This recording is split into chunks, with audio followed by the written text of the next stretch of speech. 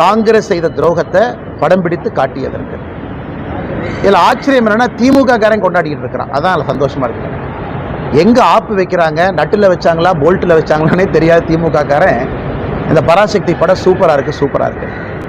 காங்கிரஸ் கட்சி எப்படி மக்கள் 2008 2009 இலங்கையில் இனப்படுகொலைக்கு பிறகு மேலேயே வராமல் துரத்துனாங்களோ, காங்கிரஸோடு யாரெல்லாம் கூட்டணி வைக்கின்றார்களோ 2026 சட்டமன்ற தேர்தலில் பராசக்தி படம் திமுகவினுடைய முரசொலியாக அவர்களை அதே வீழ்த்தும். அதனால தான் பேர் தீ பரவட்டம்னு அவங்களே வச்சுக்கிட்டாங்க. தீ வச்சிங்கன்னா முதல்ல வீட்டை தானே பிடிக்கும்.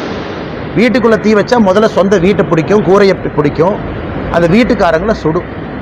அதனால் இந்த பராசக்தி படம் முதல்ல திமுக என்கின்ற வீட்டை சுடட்டும். காங்கிரஸோடு கூட்டணியில் யாரெல்லாம் இருக்கிறாங்களோ உங்கள் கூரையில் தீ பரவட்டும்.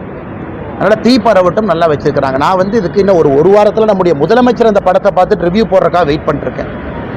நம்முடைய முதலமைச்சர் அவர்கள் வழக்கம் போல் படத்தை பார்ப்பாங்க, கூட 4 பேர் உட்காந்துருப்பாங்க, கட்டி பிடிப்பார், முத்தம் கொடுப்பார். இதை பார்த்து கண் கலங்கிட்டேன், நெகிழ்ச்சி அடைஞ்சிட்டுன்னு சொல்லுவார். அந்த காட்சிக்காக பார்த்துக்கிட்டு இருக்கேன். அதனால் நல்லா இருக்கட்டும், எல்லா மக்கள்லாம் போய் நல்லா பாருங்கள். பார்த்துட்டு காங்கிரஸ் யாரோடு கூட்டணியில் இருக்கிறாங்களோ அந்த வாக்குச்சாவடி பக்கம் போய் ஓட்டு போடுறக்கே போயிடாது. ஏன்னா அவங்க என்னென்ன அநியாயம் செஞ்சாங்கன்னு அந்த படம் சொல்லுது. எல்லோரும் பார்க்க வேண்டிய திரைப்படம்.